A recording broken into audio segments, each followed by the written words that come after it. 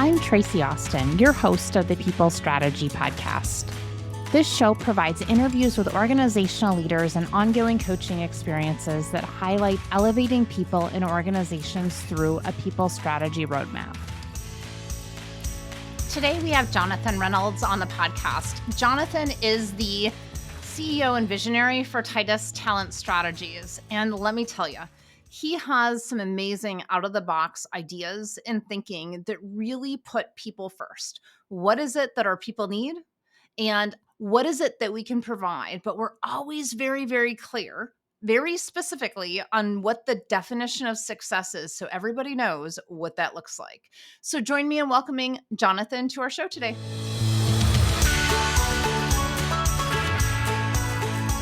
Well, Jonathan, it is amazing to have you back on the show, again for this round.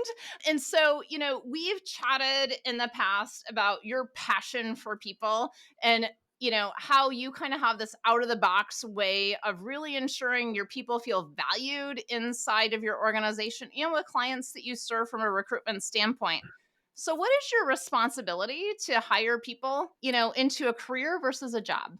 Ooh, I love that. You drive around any city and you'll see little signs stuck in the grass, hiring, now hiring, whatever, little gimmicky things. And I always think, I wonder who they're trying to attract. It's like this kind of desperate, yes, we need people, like apply inside. I'm like, well, I don't know what's going on here. I'm sure it works. I just don't know if it attracts the right people to join your organization. Most businesses or organizations, for profit, not for profit, whatever, have a goal in mind, right? They're trying to get somewhere. They're trying to achieve something. They're trying to make an impact in the world and provide a service. And most people have a business plan to do that. That probably lasts a few years, like have a sense of where they're going. Like, can you imagine if we hired people for the growth of the organization? Like, hey, I wonder what the business plan would be to hire somebody and help them grow in the next few years. Like, what would the career path look like for them? Like, we're not just hiring them for a job. We're hiring them to help us reach our goals. But they have goals as well. Imagine if we could get those two aligned together, As I started thinking about that, it got me, my wheels turned like crazy. And same things that would excite you as well. Like, hey, let's align the business plan with the people strategy to overlay it.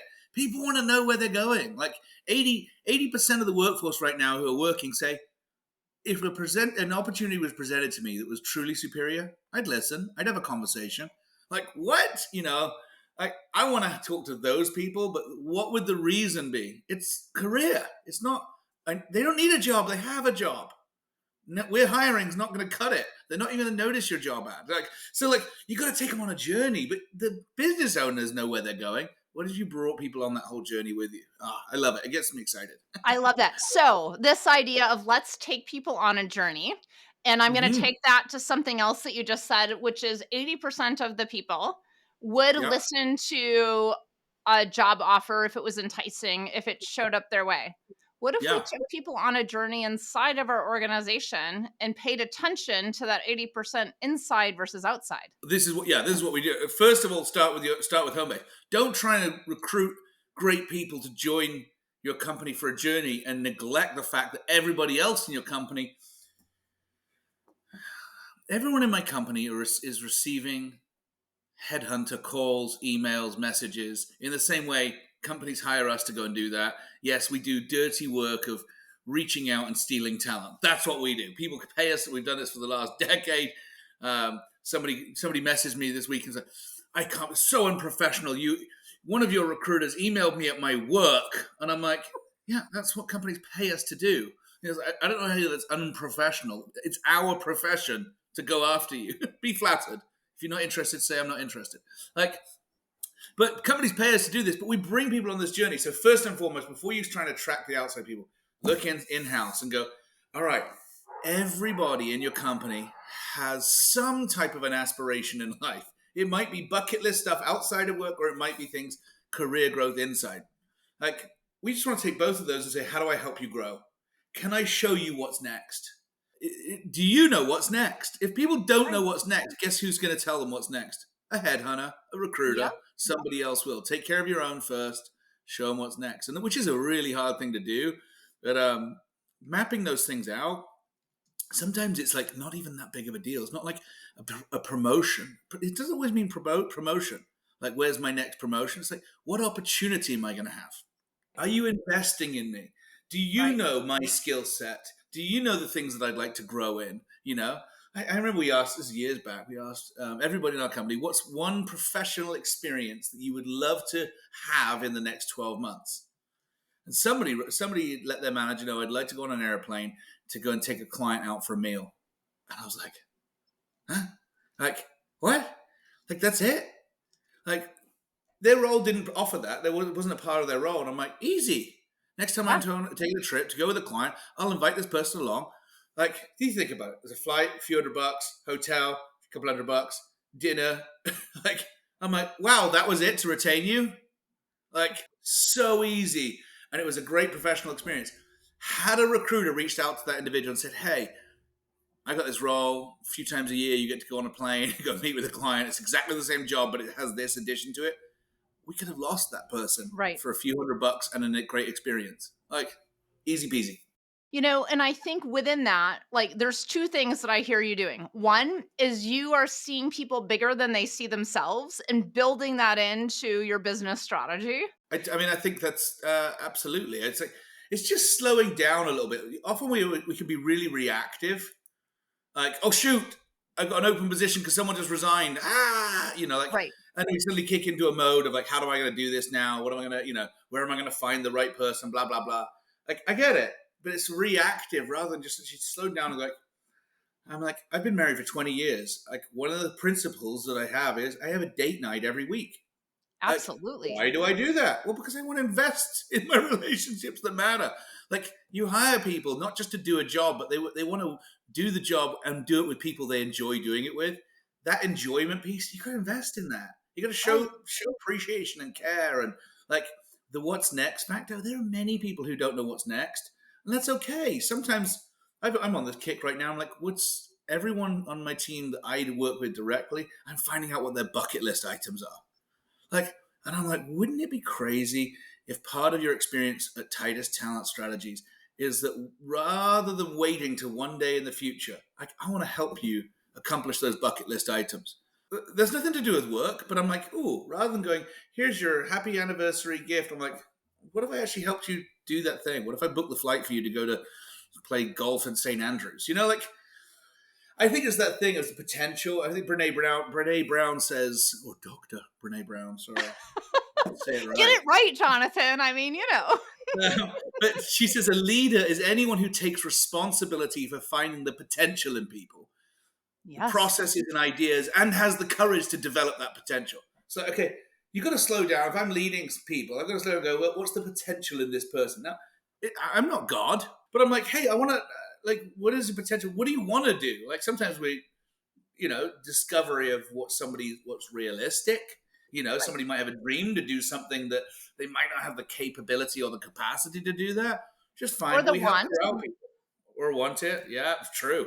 But like, figure those things out, and it's discussion. Like, what do you want to do? Where do you want to go? Even in the, and sometimes you find truths that things that come out and you don't like that. You don't want to hear that. Like, what if Right. they're sort of saying, well, I actually don't want to.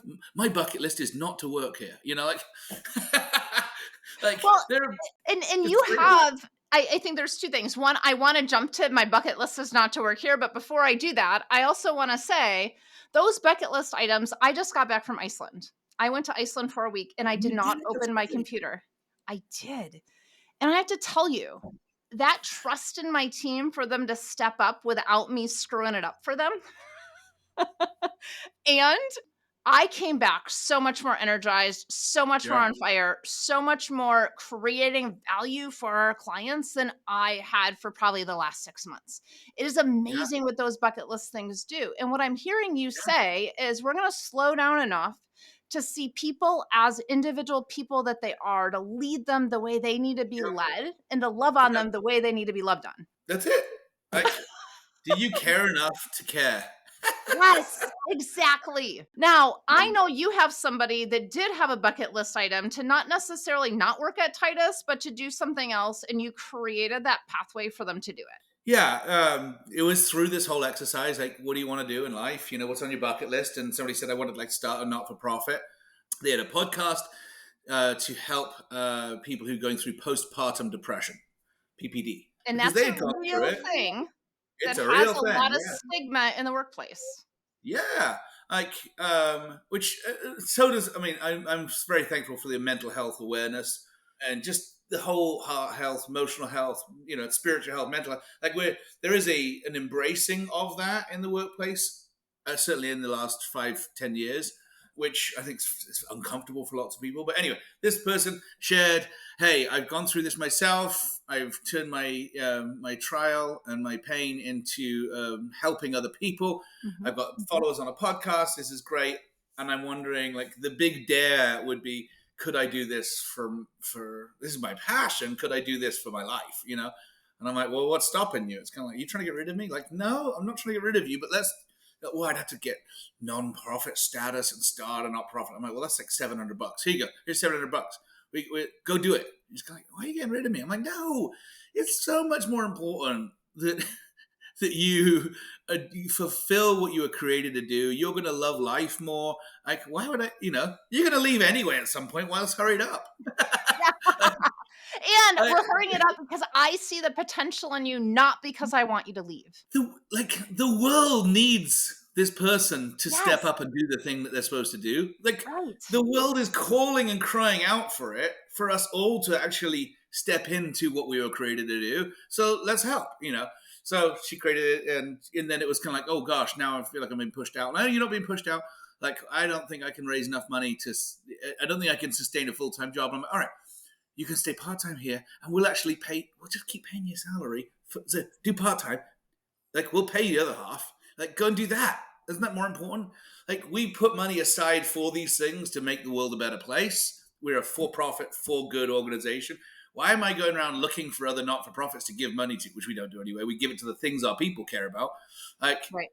why would I do that and go give somewhere else? Like, come on, then. You are part of this making the world a better place, so let's support you. And I have been a recipient of that throughout my life. People have believed in me, pushed me, encouraged me, saw things in me that I didn't see in myself. And I think there's a recognition for anyone leading anywhere. You've probably had somebody, a coach, a mentor, a friend, a family member, somebody who said, go for it, you got this, you can do Mhm. it. I would never want to hold back somebody else who's been made to do something. Let's encourage them, help them, and support them. And it's money. If it's a little bit of money, that's the least of the worries. It's only Yeah. money. And what's so interesting here is you gave her permission to follow what that dream was. And so often, I think we're giving our staff permission to step up to what they see as bigger than themselves and to step Mm-hmm. into that by slowing down enough to say, what is it that you want? So that we can find and say, hey, there's these other jobs available. I know a recruiter may call you and you're going to listen to that 80% of the time. Let's do it Yeah. here. Yeah, and I think our reputation as companies and as leaders, like, at the end of our days, you're like Steve Jobs on his deathbed saying, "I wish I'd spent more time with my family." Like, Yeah. what? Like, okay, I wish I'd spent more time with people that I love most. And I think for someday when we stop doing whatever we're doing for our career or our profession, it's really only going to matter not how much money we made doing it, or how cool software you created Apple, which changed the world. Like, it's actually like, how do I treat people? How do I treat people who I was caring for? Did I help? Do people remember me as, like, yeah, that person really helped me see potential in myself? And I think and that goes a long way. Like, even when people resign and leave your company and move on, usually there's often some kind of a story of things that didn't end well, and I'm like, wouldn't it be great if people could leave where it did end well? And Yeah. I mean, if I go on and look through all of our history of people who've been with our company and now moved on, there are so many. I got a lot of pain, regret. I feel like I've done a better job as in my role. And I'm sure many of our other leaders, I wish I'd handled that situation better. It's life, but I want to get better. I want to get better so that when people do leave, even that one person I just mentioned, she just messaged me this week. She's not been with our company for a long time. She moved on and running this not for profit. She shot me a note and said, "Hey, I'm going on a mission trip down to Mexico to build houses." Like, that's something that our company's done for years, and Right. we take our clients on these trips. And I'm like, she goes, different organization, but would it be cheeky? Can I ask, would you support me financially to do that? And I'm like, of course, like send me the link.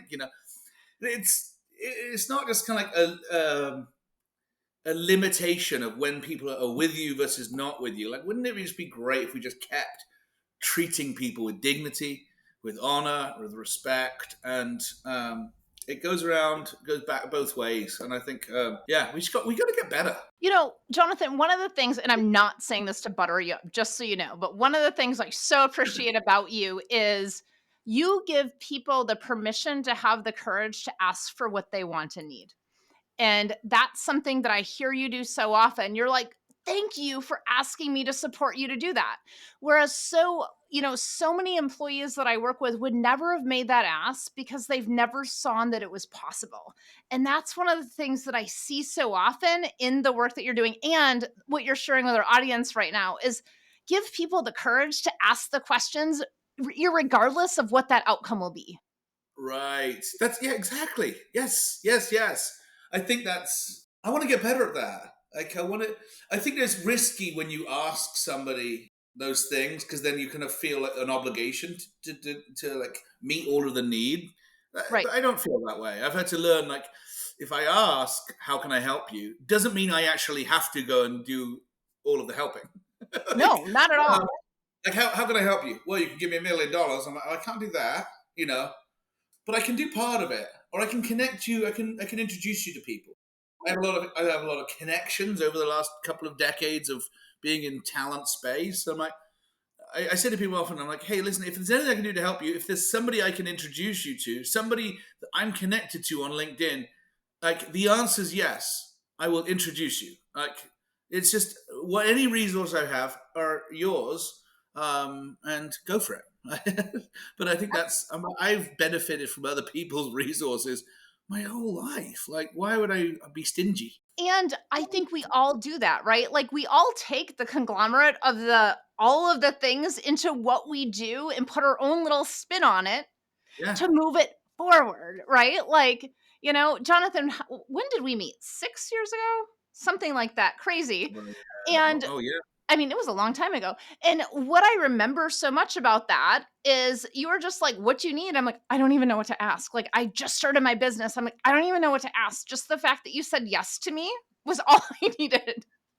And what I love about that is it built trust in a relationship where we've bounced business back and forth. I don't know how many times now. So, when you look at your, best recruiters inside your organization, and I would say Abe is absolutely one of them, what are the things that make them so amazing? And how have you supported that? Well, I guess what's the definition of amazing? One, I would say, is expectations. Any relationship that's gone awry is usually because of mismet expectations. One party thought one thing should happen, another thought another something else, and we're not lined up, and so we get disappointed, or we get passive aggressive, or we break up. Like, it's like there's loads of criteria, but it's like amazing would be you do exactly what's expected every single time. Like, that person's amazing. Like, what is amazing about it? They went above and beyond all the time, or whatever it was. But first and foremost, we need to define what amazing looks like in the context of the relationship. So in an employment relationship, we say we're hiring somebody. We put a little flappy, wavy flag outside. We're hiring. The person comes in and goes, "Great, I need a job." I'm like, "Yeah, but let's define. If you want me to pay you 100% of your salary, I just want to be really clear on what 100% performance looks like." Because, and we know this in every other area. If you hired somebody to renovate your bathroom, you're not going to say, "Well, start working before there's a design." You're going to agree upon what they want the design to look like. What kind of faucets? What kind of this? What kind of sink and toilet? What color do you want them? Do you want them pink? Do you want them black? What do you want? Like, you'd be really, really clear on those things. We need to do that first and foremost in every role. Every seat in the organization must have a number and it must have a quantifiable outcome tied to the role. So amazing is defined by performance. Then there's the culture piece. Do I actually want to work with this person? You mentioned Abraham, right. And I'm like, yeah, what a great guy. Like, so nice to be. Even his voice to me is enjoyable to be. Like, I'm like, oh, he's just thoughtful and measured and caring and giving and generous and works really hard. He delivers 100% or 110%, I think he's running out. amazing on performance, and we all like working with this person, how they treat other people. So, like, Absolutely. really, really important. I remember many years ago, I was interviewing somebody for a role in our organization, and I asked them, tell me about your biggest, it was a sales role, tell me about your biggest sale. And I asked the question about their biggest sale and went through the whole story of, how they got the sale, where the lead came from, who opened the door for them, who was a big, opposition, what was the hurdle they had to overcome, who was the hurdle, all of this kind of stuff. I went through it all and I said, all right, tell me about your commission on that big sale. And they told me their commission. I was like, wow, that's a really big number. I said, and how did the commission get set in that company? What was the details of it? And as a good salesperson, if it's the biggest sale of their life, they should remember the commission. They should remember these things. I wanted to see how their details. And then I asked them the final question. I was like, wow, that's so cool. So that person, because they'd already given me the name of who gave them the lead and opened the door for them. I said, how did you thank them? And they were like, they couldn't make it up on the spot because I would have Right. called them out on it. But I'm like, how did you thank that person? And they didn't have any remembrance of that. They remembered all the other details, but they couldn't remember. I can't remember. Meaning they didn't thank them. Right. The biggest deal of your life, you weren't thankful. You didn't recognize and honor who helped you get there. And I said, that won't work in our company. So how do you hire amazing people? Define what amazing looks like for performance. And then the way you treat people, I'm like, that won't work because many, many companies keep around top performing salespeople, crushing quota, who are just jerks or don't honor those around them who help them be successful. And I think that's a way we can actually keep the cancer out of the company. Those toxic employees, like when there's toxic culture, it's really the way people treat people. That's what we're talking about. Like, Right. don't Absolutely. allow those people in your organization. We call it, Titus, there's a no a-hole policy. And our definition is, if you think you're better than the team, like, head to the door. Team Right. is everything to us. Absolutely. I love that. And that's written right in your culture. And what I'm hearing you say is right in the interview, you're looking at and saying, here's our cultural values, but here's how it's lived out. And are they Yeah. doing that or not? And trust, I mean, another one, trust. If many companies have some kind of a definition, one of their values, some variant of integrity, Right. honesty, whatever. It's just, what does that look like to you? So for us, I remember, I don't do interviewing for our company very much anymore, but I remember interviewing somebody and asking them what they told their boss, their current boss, they were doing, because Yeah. they were interviewing me. Like, what did you say? It's 11 o'clock on a Tuesday. What did you tell them you're doing right now? Right. Oh, I said I was at the dentist. And I'm like, oh, okay. Totally cool. Understandable. Great way to squirm out of an awkward situation, right? Ha ha ha. Nudge, nudge. Actually, that won't work in our company. No. The interview's over because companies are paying us to provide a service for them. And in an awkward situation where you feel uncomfortable, you've not been able to deliver the results, I cannot have somebody who lies about it. Like, so even though you might call quote unquote a white lie, that won't work in our organization, and we will terminate people for that. Absolutely.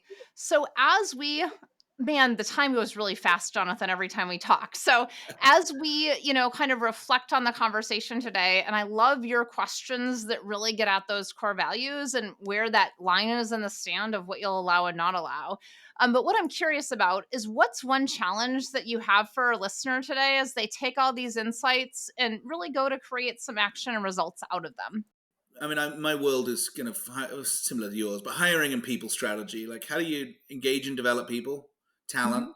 and how do you attract them? And I think thinking about it through as a journey. The average tenure right now is 30 months.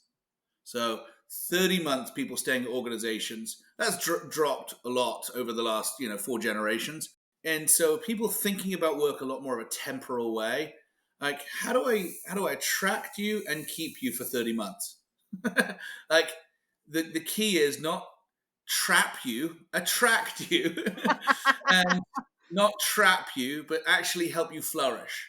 Like, if somebody chooses to join your organization, you can choose them to join your organization and they can choose you, but you make a choice to do them good. Like, I Right. want to see you grow while you're with us. How do I help you grow? How do I invest in you and develop you to help us hit our goal. We're a business or an organization with goals. I want to help you journey along that, and hopefully I can keep you here for a lot more than 30 months. But it's about the investment.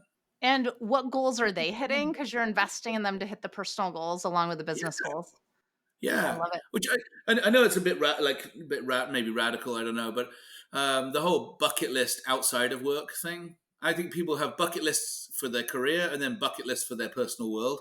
I'm like, wouldn't it be great if we could see both of those buckets like Together. together? I'm like, hey, I want to do you good, and I want to see your dreams and fulfillment in all of areas of your life. Let's celebrate all of those things. Well, we had an amazing conversation with Jonathan regarding people, bucket lists, impact, what winning looks like, and all of the things. So, here are my 3 key insights from my conversation with Jonathan, the people strategies that go along with those to get whatever that business result is that you're looking for. So, my first insight from Jonathan was hire for the employee's goals. So when we think about that, when we're hiring for our employees' goals, we're really looking at and saying, what is it that they want and need? So versus us just looking to say, hey, what do we need to fill in our organization? We're looking at how do we ensure that we truly have that fit to role match with what the employee wants and needs with what we want and need. And Jonathan is phenomenal at doing this through storytelling and really getting into what did the employees do to connect with folks in the past to really tell them what they need so that he can match, is this a fit for our organization and our culture, in order to ensure that we have a alignment between what an employee needs and what we need as an organization, starting with them. And that gets us folks that are engaged. Our second takeaway that I had today is, what is your big dare? So Jonathan was talking about asking folks on his team, what are their bucket list items? And this idea of when we can slow down enough to really look at people inside of our organization and see them as people, we're able to engage them at a much higher level. So, what is your big dare is my insight. My people strategy that we're aligning to this is, how are we inspiring people to ensure they're aligned both personally and professionally inside of the organization and with what they want, so that we're giving them that? And that may be another position. He used the example of this individual wanted to jump on a plane, take a client out to dinner. That's easy, right? What is it that our employees want that we could so easily do to keep them engaged and fulfilled in their work? And what's the result of that? We're retaining them longer inside of our organizations and they're more engaged with us. The third insight that I had from my conversation with Jonathan was the questions in the interviews about the core values. So there was 2 specific questions that Jonathan asked. One of them was, how did you thank that key person that opened the door for you? What he was getting at is, hey, the people strategy was, do we have alignment with the culture inside of our organization? And the individual said, hey, I didn't thank that person that opened the door for the biggest sales of my life. Guess what? We are identifying the culture fits inside of our organization and ensuring we're only hiring folks that have the behaviors that allow us to keep our culture and build it over time. So, with that, I want to thank you so much for listening to today's episode of the People Strategy Podcast. And if you are curious on how you can create your people strategy roadmap that aligns your business strategy to your business goals through your people and paying attention to the financials, please join us for our next People Strategy Roadmap webinar. Have a great day. Thank you so much for listening today. I'd love to connect with you. If you'd like to connect, you can find me on LinkedIn at Traci, Traci Austin, and at our website at elevatedtalentconsulting.com. If you'd love to learn more about our process, please reach out to us. And again, thank you so much for listening and sharing your feedback with us through a review. Have a fantastic day.